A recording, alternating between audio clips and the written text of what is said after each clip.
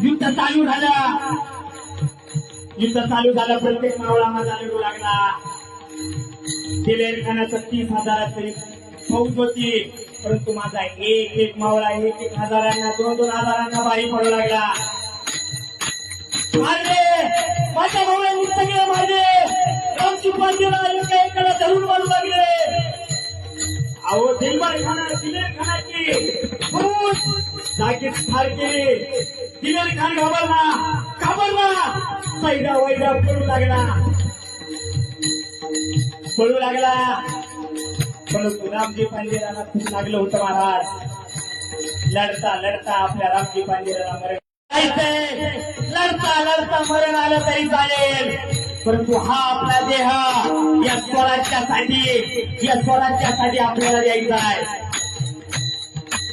त्या राजानं आपल्याला शिकवलं का स्वराज्य आपलं आहे आणि स्वराज्य जर आपल्याला आपलं मिळवायचं असेल तर आपला जीव गेला तरी चालेल, परंतु माग हटायचं नाही.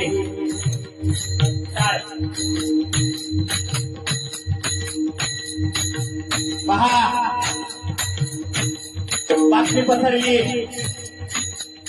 सभा चालू होती. एक मावळा आपला उठला. रामजी पांडेरांना बोलू लागला. तुम्ही सांगा, अहो 30,000ची फौज आहे आणि आपण केवळ 700 मावळे आहोत.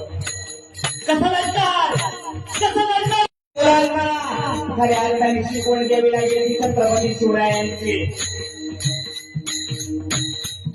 आणि छत्रपती शिवरायांचा जर आदर्श तुम्ही तुमच्या मुलींसमोर जर ठेवलात तर आपल्या महाराष्ट्रामध्ये कधीच अत्याचारासारखी बातमी आपल्याला परस्पर ऐकायला किंवा बातमीपत्रामध्ये येणार नाही. लक्षात घ्या. खरी गरज आहे आपल्या या महाराष्ट्रातल्या मुलांना शिकवण्याची छत्रपती शिवाजी महाराज काय होते, छत्रपती शिवरायांचा एक एक मावळा काय होता. पहा दिलेर खान नावाचा वारं जेव्हा या महाराष्ट्रात गोंगाटत होता, दिलेर खानाने ठरवलं नाशिक जवळ असणारा कणी या महाराष्ट्राला दिलं महाराज.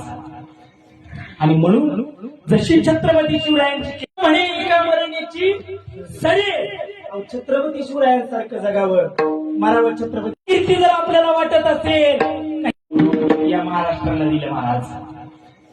आणि म्हणून जशी छत्रपती शिवरायांची म्हणे एका मरणीची सरी, छत्रपती शिवरायांसारखं जगावं मारावं छत्रपती कीर्ती जर आपल्याला वाटत असेल